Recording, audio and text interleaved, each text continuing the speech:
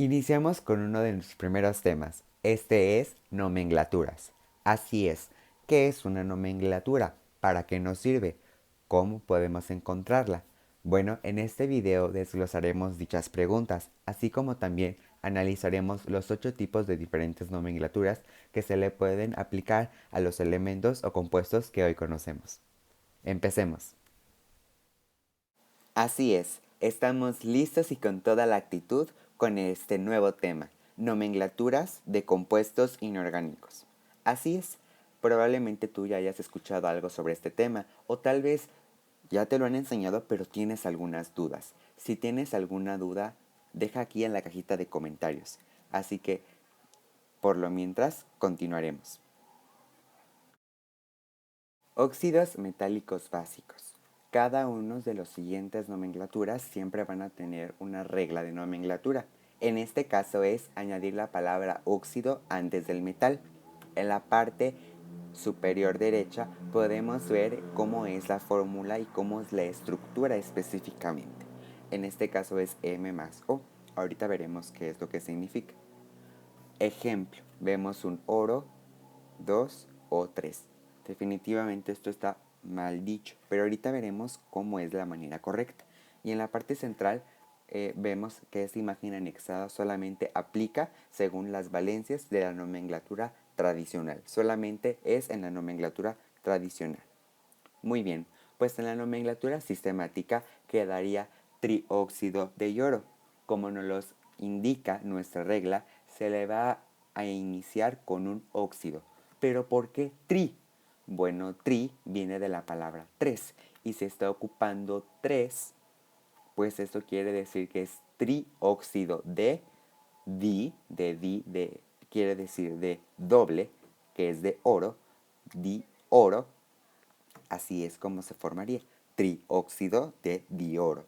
En la nomenclatura de Stock, óxido de oro 3, que son los 3 oxígenos que cuenta este compuesto, y la nomenclatura tradicional, como les comentaba, pues modifica un poquito. ¿Por qué? Porque si nuestro elemento compuesto cuenta con 4 valencias, se va a utilizar las 4 en general: hiposo, oso, ico y perico. Si cuenta con 3, nada más va a utilizar hipo, oso e ico. Y si cuenta con 2, solamente va a utilizar oso e ico. Entonces ahorita solamente utilizaría, como está utilizando la segunda y es la mayor, utilizaría el ico, por lo que queda óxido áurico. Entonces, para repasar sería nomenclatura sistemática trióxido de dioro, nomenclatura de stock óxido de yodo 3 y nomenclatura tradicional óxido áurico. Muy bien, ahora pasamos con los siguientes, que son los óxidos no metálicos. Olvidé comentarles que la palabra M de los óxidos básicos era de la palabra metálico. Ahorita vamos a utilizar los no metales. Muy bien, entonces nuestra regla de nomenclatura nos indica añadir el óxido antes que el metal. Nomenclatura tradicional, sustituir por óxido por anhídrido. Nuevo término. Muy bien, ahora el siguiente ejemplo nos indica CO2. Es a lo que voy, está mal dicho. ¿Cómo sería correctamente? Nomenclatura sistemática, di, porque está utilizando 2, óxido de carbono. Nomenclatura de stock, óxido de carbono 4, porque son los 4 que ocupa. Y nomenclatura de tradicional, anhídrido carbónico. Y así es como nos los indica, se utiliza ico, porque está utilizando la mayor de sus valencias. ¿Y cuántas valencias tiene? Nada más 2. Entonces solamente estaría entre oso e ico, pues se utiliza ico efectivamente. Hidruros. Este es un tema muy fácil. ¿Por qué? Porque no necesitamos de mucho estrategia o mucho concepto. Aquí la regla de nomenclatura es hidrógeno valencia vale -1 y agregar el hidruro antes del metal.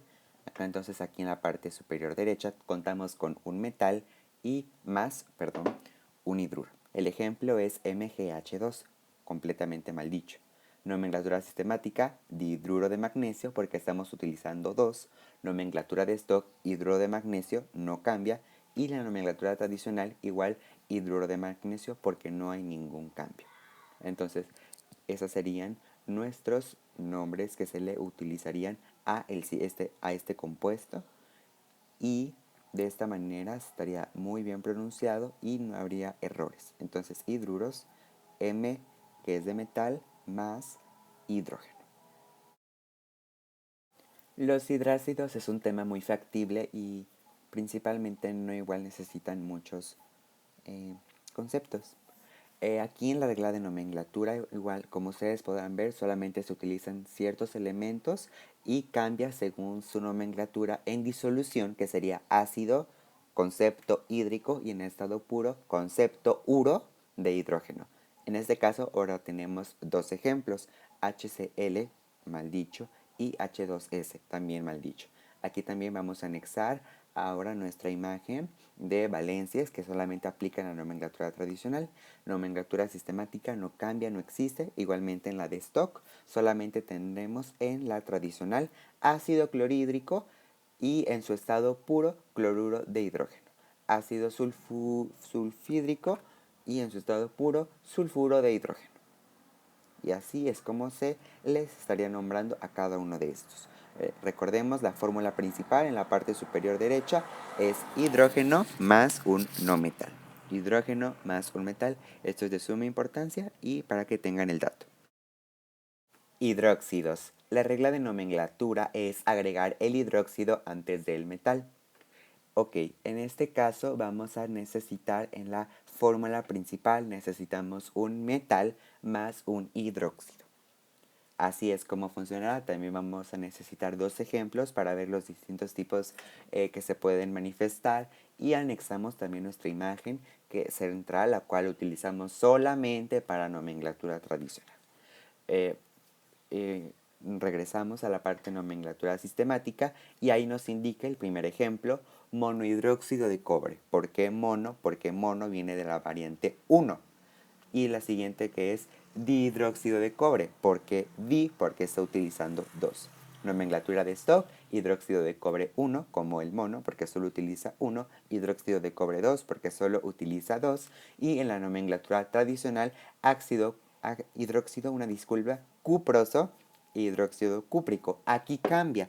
Estábamos acostumbrados a saber ico, ico, ico y ahorita vemos oso. ¿Por qué? Porque vemos que tiene dos valencias y usted está utilizando la menor, así que se utiliza el oso y para la mayor utilizamos ico. Entonces quedaría hidróxido cuproso e hidróxido cúprico en la nomenclatura tradicional. Recordemos que el OH representa un hidróxido. Muy bien, para tenerlo bien remarcado y cuando veamos es un hidróxido. Oxácidos, aunque es un tema muy interesante, también es un tema muy fácil.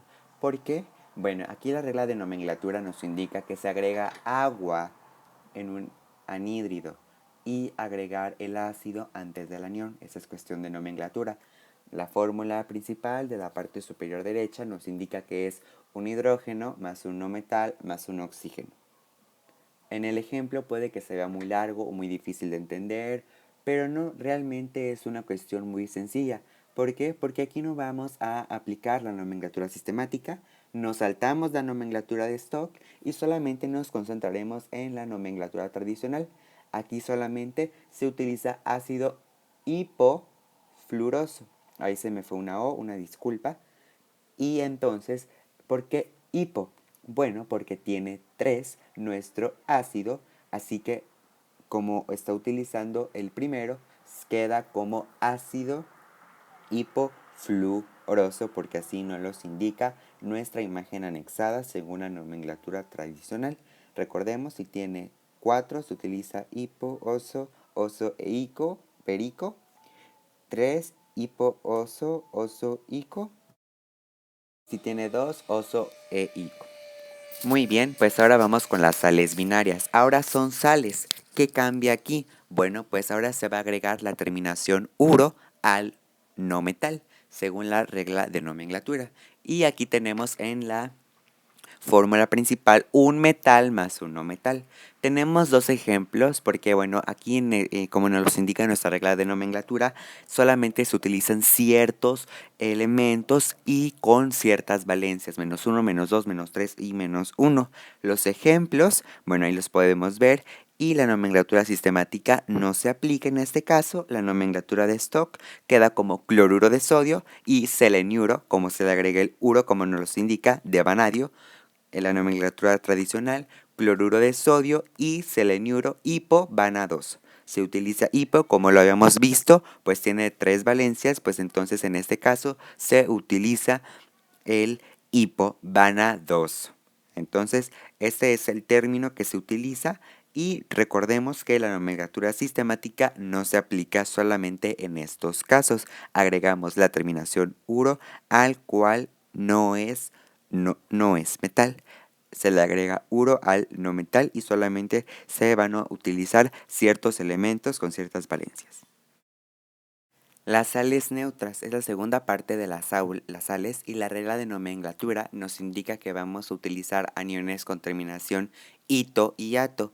Recordemos que en las pasadas nomenclaturas utilizábamos hipo, oso, ico o perico. Ahora nada más vamos a utilizar el ito y el ato. También solamente se van a utilizar ciertos elementos con cierto tipo de valencias y según sus cargas -1, -2, -3 y en el caso del nitrógeno -1. Dos valencias con término ico y oso. Las cosas que ya conocíamos. La fórmula general nos indica que un metal positivo, entre paréntesis un no metal más, un oxígeno negativo. Muy bien, tenemos los siguientes ejemplos y los cuales en la nomenclatura sistemática no se van a aplicar. En la nomenclatura de stock quedaría como nitrato de sodio, no se aplica el número porque solamente tiene 1. El bromato de paladio y hipoyodito de cobre 2 e 1. Y la nomenclatura tradicional que sería nitrato de sodio, vemos que se utiliza el ato, que nos indica la regla de nomenclatura, bromato paladoso, como nos indica la nomenclatura, y el hipoyodito cuproso. Aquí cuproso porque está utilizando las dos valencias, está utilizando su menor. Entonces así es como quedaría generalmente y recordemos que la nomenclatura sistemática no la contamos en estas sales neutras por lo mismo, porque no existe o no hay una variante específica y se le agrega el ito y ato o las dos valencias con terminación ico y oso. Así es como se daría fin a este tema y si te gustó dale like y comparte.